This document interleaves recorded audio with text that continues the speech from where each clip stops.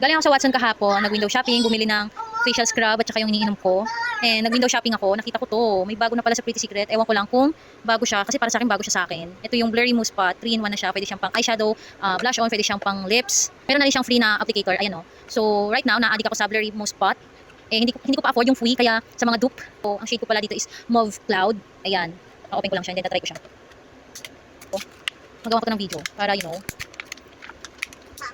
Ang hirap kong i-open, Mare. Cute! Oh. Ngayon pa lang ako makakatry ng ganitong applicator. Silicone siya, Mare.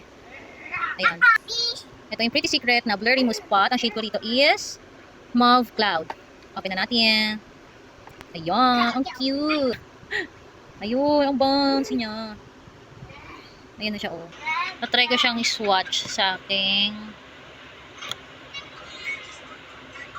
Ay, ang blurry nga niya, oh. Ayan, wait lang. Try natin damihan. Para saan? Para siyang... ang ganda niya. May blurring effect siya. 189 pesos nga lang pala ito. May kasama na siyang applicator.